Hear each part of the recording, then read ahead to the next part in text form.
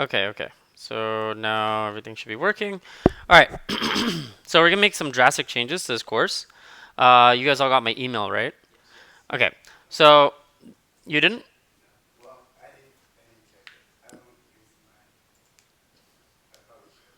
Okay. Yeah. For this class, I suggest you check your Gmail. Okay. One, we're going to be utilizing most of the resources from Interaction Design 2.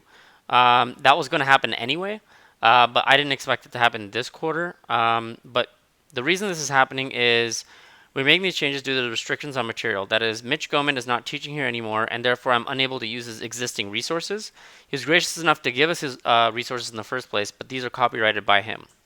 Now, I have developed resources already, but it's for a someone consider it more advanced form of what web design should be. Some students are actually in this class right now already. So Frank and Lydia Portillo, who are actually I think in this class anyway, are actually going to be taking the same class concurrently. However, to make a difference between these two classes, we're going to go at a more accelerated pace. And I'm going to be utilizing Free Code Camp more in this class. It's going to be mandatory anyway, but we're going to go at an accelerated pace.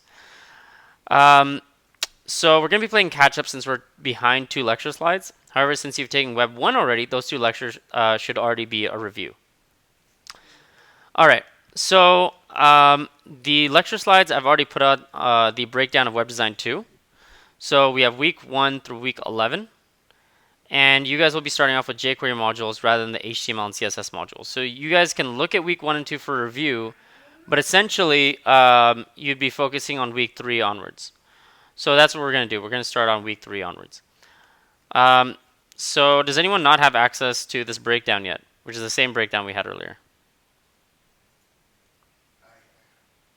Everyone has it? Okay. No, Web Design 2. So I actually put it in the Web Design 2 on purpose. Is this the same one you gave us way at the beginning? Yes. It's just modified, right? Yeah, it's just modified, correct. Okay, that explains a lot. Because when I got home, I was clicking on confused them. for a second. Well, that's why I sent you guys the email. You told me. I'm like, oh, he changed the fucking class. Yeah, so the change is pretty drastic. But you guys are going to be learning very similar concepts, like the same concepts, just taught in different ways.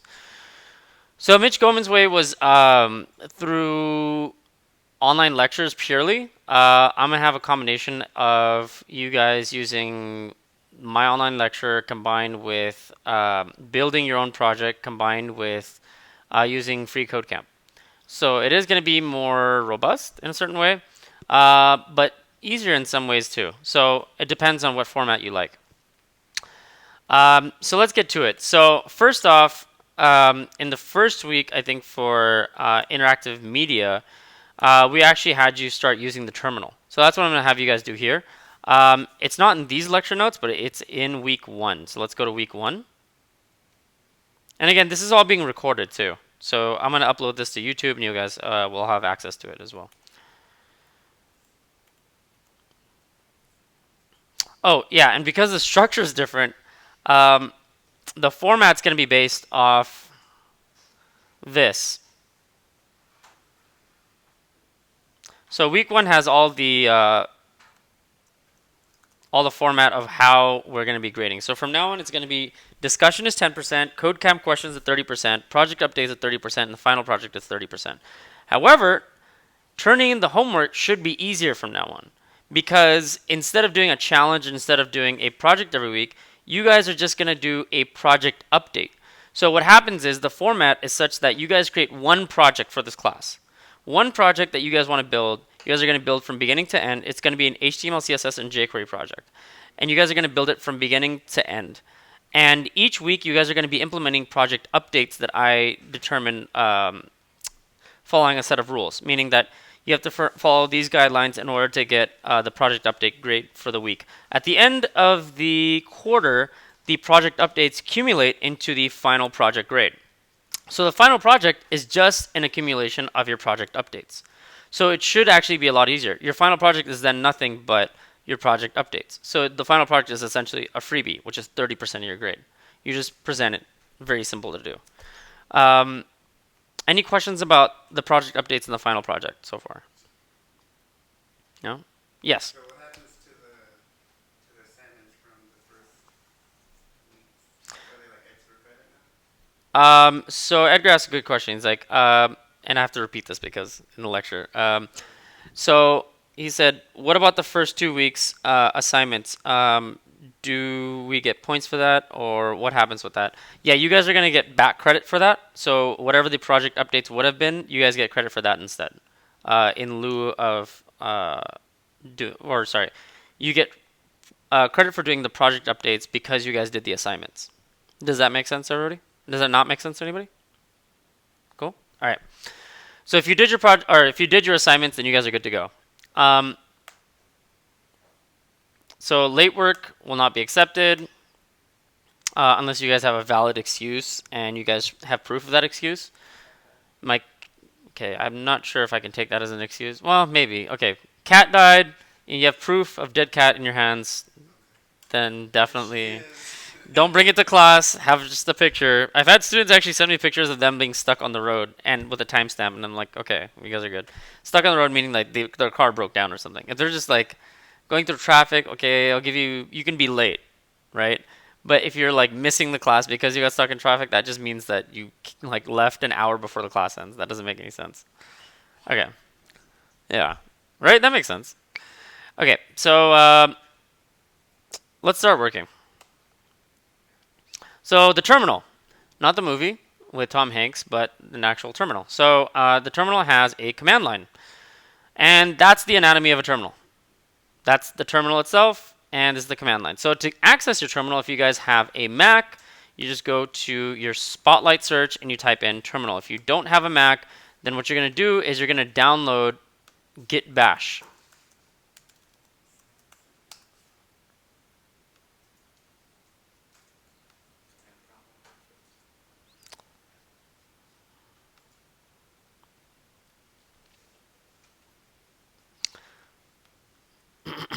Let me see. Do I have instructions for that? Here we go. PC users. Yeah. So PC users are going to download the Git Bash terminal. So Mac users, you're going to type in terminal in the Spotlight search, and you should have something open like this. Well, it's not going to look like that. Mine looks crazy because I do crazy things. Yes? So PC users, you're just going to copy and paste that. Yes. Why do you have to download terminal? Does it not have its own? It has a command line. So Frank asked, why do we need a terminal if you have a PC? So that's a good question. So PC does have its own command line interface. However, the commands are different across PC and Mac. So Mac uses what's called a Unix-based system of commands, meaning that you can use the same commands across across Linux and Macs. However, PCs use their own form of operating system, which are not in that same category, meaning that you're going to have to use commands such as oh god, what was it? Actually, I'm forgetting all the PC commands. I knew them last quarter, and I keep forgetting them. I'm terrible at memorizing. But some of the commands are going to be the same, some not.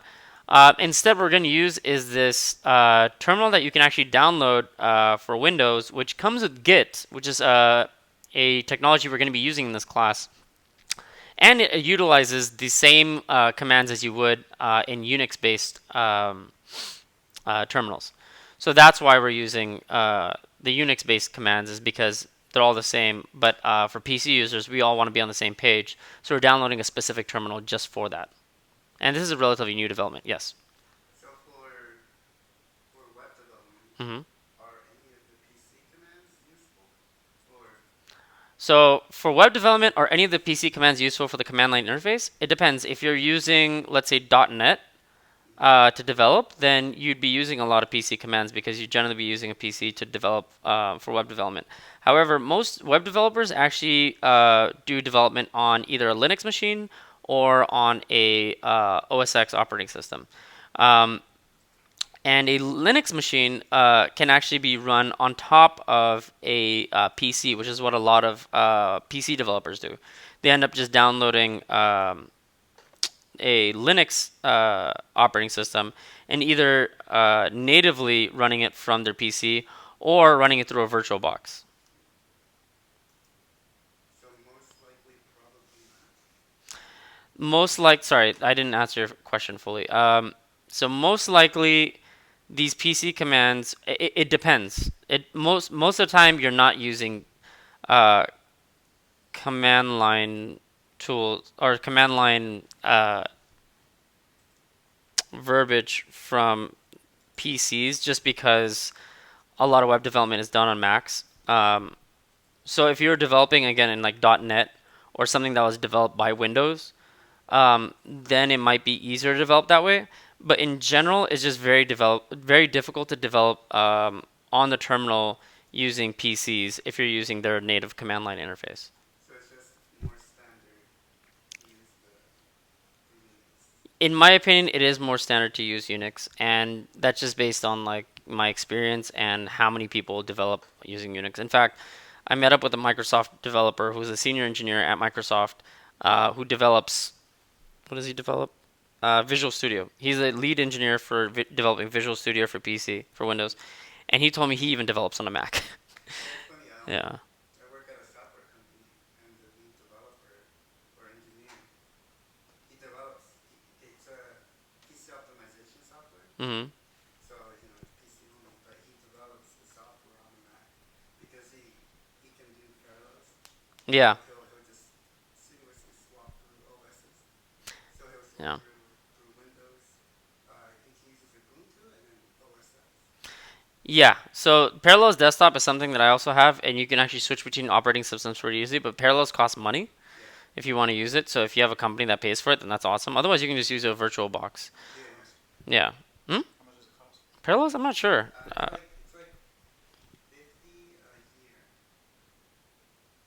Do you? I don't know. It's a steal. But Parallels, can you run OS X natively? Yeah, I have it. It allows you to do it? Yeah. It's not like Hackintosh? Well, no. Parallels is only for Mac. Oh, right. Sorry. For some reason, I was thinking PC. Yeah. You're right.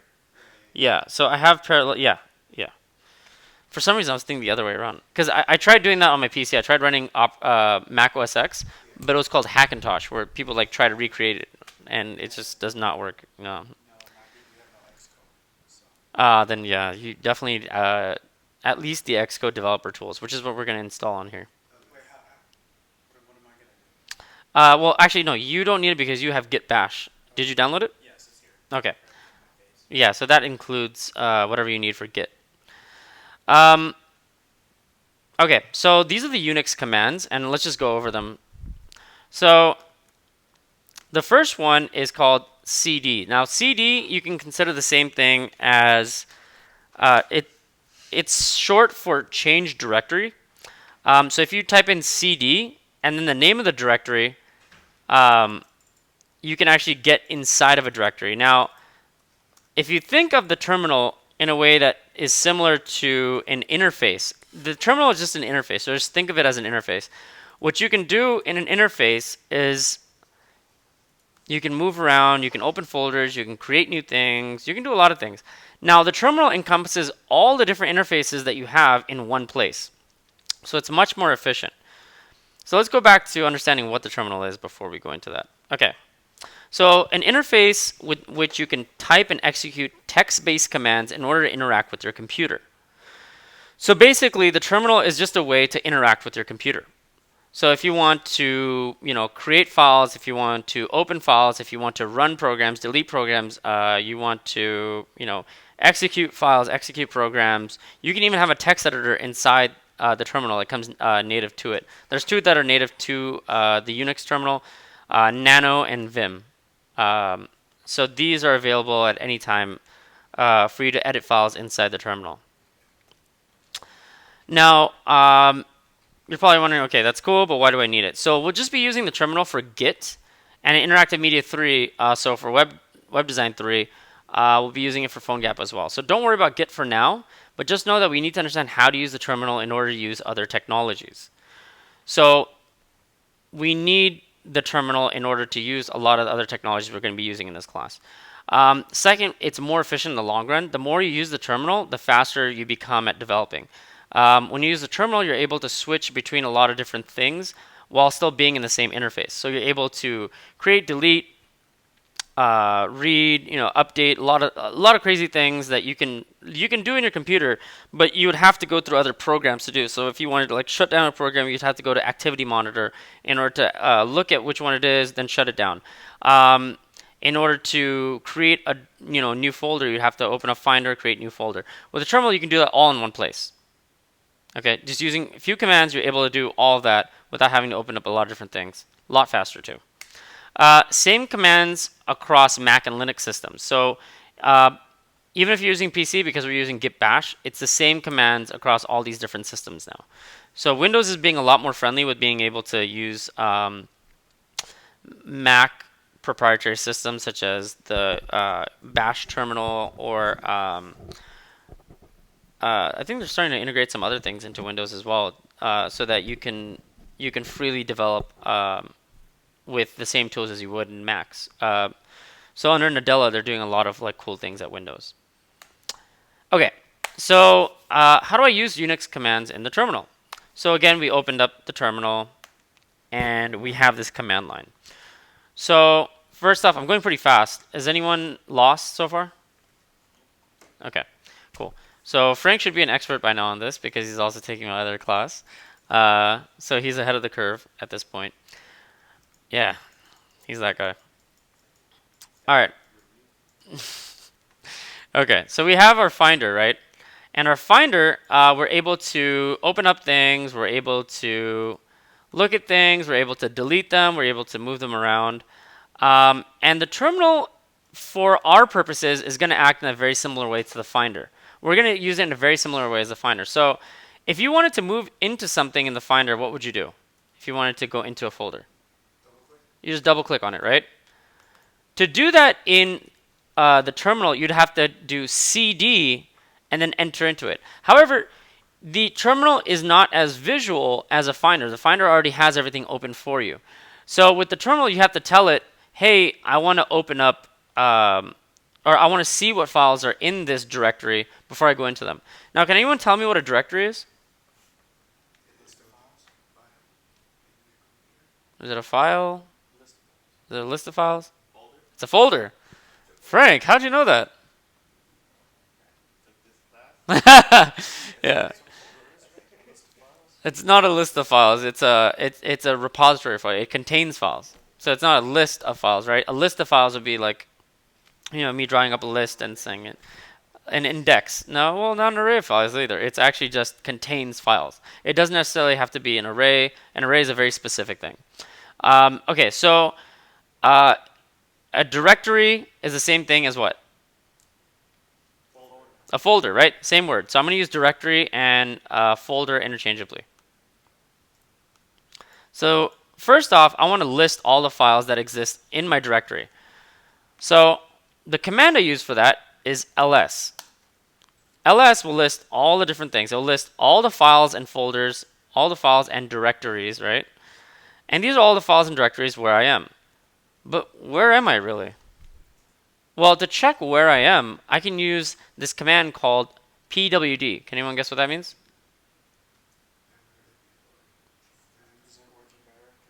Yes, present working directory. Excellent. So now, what directory am I in?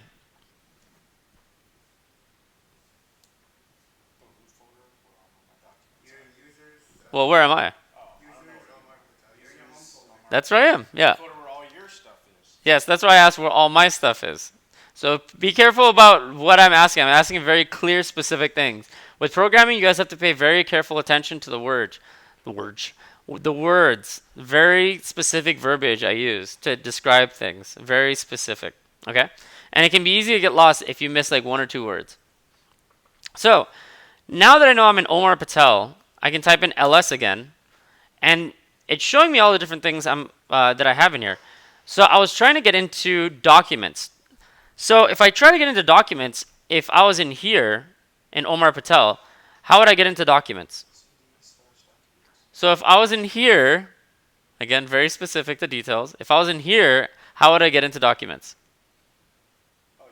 You double click it, right? And now I'm in documents. Okay. To do it in here, inside the terminal, what would I do? CD Slash? just documents. Space documents. These documents? Yes. You said CD slash documents. CD space documents. So CD space documents will get you into documents, the directory, right? So now we're inside documents. All right. Now let's see where I am. Can anyone tell me how to tell where I am? It tells you right before the dollar sign. It does tell you right here, but sometimes it doesn't. What's another way to tell where I am at any moment? You can do the Pre-WD. PWD. What does that stand for? or the something directories. Present working directory. Present working directory. There we go. Okay, the PP directory. All right, so present working directory. We are now inside of our what? But which directory is that? Documents, exactly. Okay. All right, so now let's see. Now let's say I want to move back up one. To go back, if I'm inside documents, how do I do that in the Finder? You press back. Yep, exactly. Okay, so you press backspace or you press the left arrow. So to do that in the terminal, what would I do? Dot dot. Exactly. Do I do, well, not just dot dot. What do I do? Dot dot slash. Or CD and then space dot dot. There you go. Magic. There we go. Magic, right? Same as file path. Yeah, same as file path. Exactly. So if you guys have worked with file paths before, what does the dot dot stand for? Backward. Go back one. So the same thing happens inside the terminal. So now if I type in PWD, what is it going to show?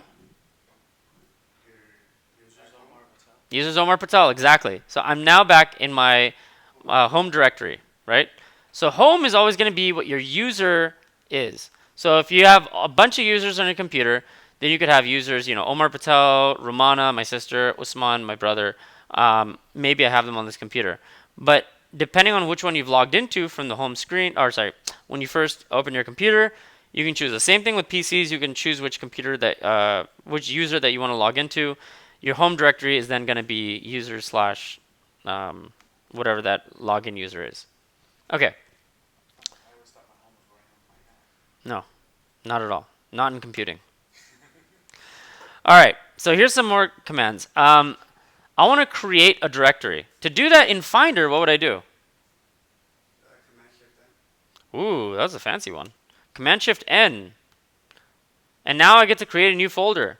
Excellent. What's another way? Right click. You can right click. Ooh, I hate this one. I hate doing that because it always selects something for me. You can right click and then you can Actually, if you just here. if you right click on any of the white space, it won't get in the way. Pretty sure. Why does it for me? Because you do it in list format. Oh yeah, that's what it is. Is that what it is? Yeah. So if I do it as columns, Yeah, I like columns. That's the one I use a lot. okay. So if I do it like this, Even the white space is shit. it's still doing it. Really? Yeah. Maybe I'm wrong. I'm probably wrong. You can do file menu. Okay, so let's try as icons maybe. There we go. Now I'm able to do it. New folder. Okay. Tags make everything so hard. No, Macs actually make things easier. But anyway, there's another way you can do file and you can do new folder as well, right? That's why I do the shortcut. Yeah, the shortcut's also really good too. So Shift Command N is probably the fastest. Then there's the other ways of doing it. Anyway, that's how you do it in a Finder. So now, if you wanted to do that in inside the terminal, it's actually pretty simple. You just type in mkdir. Can anyone tell me what mkdir might stand for? Make directory. And then let's say that we want to create a new directory. We call it test directory. Make sure that you guys don't have any spaces in between. Right? If you have spaces in between, what happens is it's going to create two directories, one called test and one called directory. And when you create a directory, you also want it to not have any spaces in between because when you're trying to find it on the terminal, it becomes a lot more difficult. So now to check if it's there, I'm going to type in ls, and look, there it is, test directory. Excellent. So again, this is all going to be on the lecture screen capture, okay? And I'm going to send this to you guys. It's going to be on the breakdown. Cool. So now if I want to delete an empty directory, I can just type in rmdir. Can anyone tell me what that means? Remove directory. So I type in rmdir and I hit test directory. And here is a trick. So if you type in rmdir or whatever command and you're looking for a certain folder, if you start typing in the letters for it and then you hit tab, watch what happens. Magic. Auto completion. So it completes it for you because there's no other thing that starts with TES. So if there's multiple TES, you just let's say multiple things that start with T. It's not telling me, but if I hit it again, it gives me all the things that start with T. So then I say, oh, okay, then I type in TEST, completes it for me. Pretty cool stuff? What happens if you don't have the forward slash? Lucas isn't happy with this. If you start with a forward slash, No, I mean at the end. oh, if you Test directory. you don't ever have to have the forward slash. They just included that in for you. Yeah. Lucas, are you having issues with the Git Bash terminal? Yeah, I just don't like the way it taps into things. It doesn't do the same way Chrome does. Really? Whenever I tap in, like, okay, it auto completes, right? But then it But then it does what? so here's the folder I'm trying for, right? Mm-hmm. It shows it, but then it goes back to my type space. Let's see, let's try it again. RMDIR, Mhm. LUC. Mm-hmm. Oh, so what did I just say about if there's multiple ones in there? There is a multiple one. Well, it seems to be. Things that start with LUCAS. There are multiple things that start with LUCAS. There's 2 things in there. That's why it's listing 2 of them. That's what I just mentioned. Directory that starts with that. Yes, but it's going to list everything that starts with it. It doesn't know if you're trying to look for a directory, if you're trying to look for a file. So anything that starts with those first letters, it's going to find for you if you keep hitting tab. But if you keep continuing to put in the letters that complete it, then hit tab, then it'll complete it for you. So let's say there's 2 things. That one says Lucas 1, one says Lucas 2. If you type in LUC and hit tab, it's going to show both of those. Then you type in, okay, oh, those are the only ones. Okay, that means I can't use autocomplete. Or if one is going to take longer to write, then you just start typing in those letters, and then eventually, once it gets to the point where it looks only like one of those directories or files, then it'll autocomplete for you.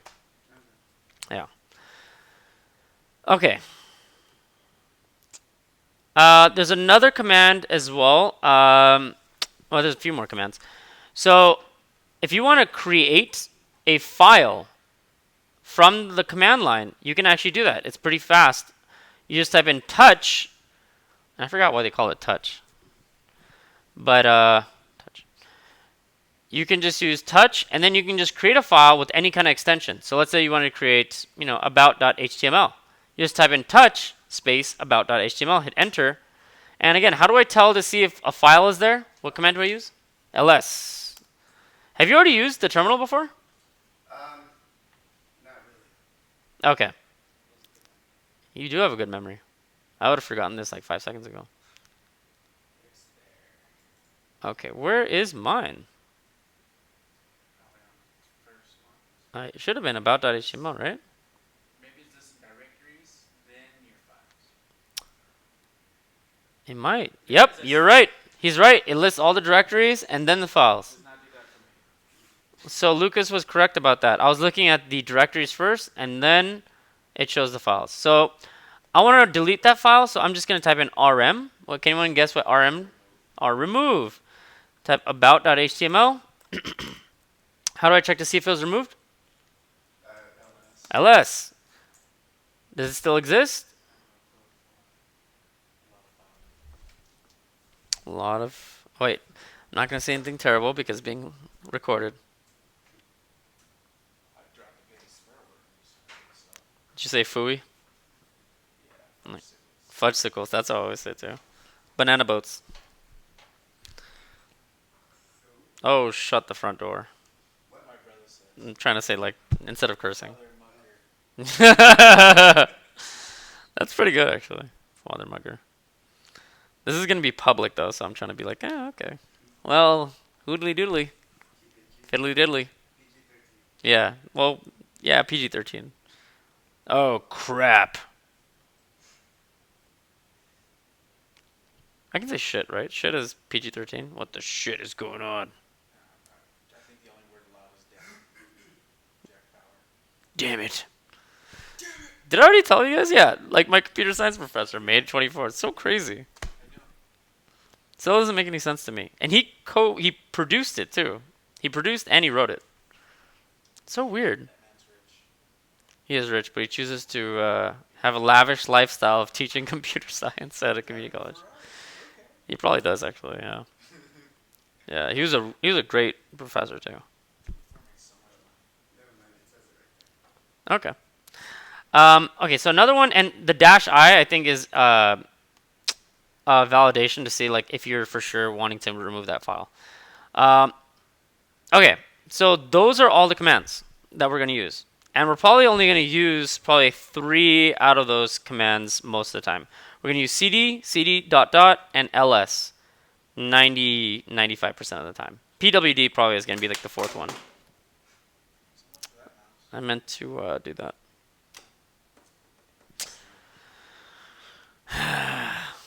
So much self-control I have. Okay, so let's see. I'll let you guys take a 10-minute break because that was about 45 minutes. So I'm trying to do this. Everyone relax and enjoy their lives kind of thing. So for 10 minutes, yeah. And that way it gives you guys a brief respite. Yeah, that way it makes your videos not so dang long.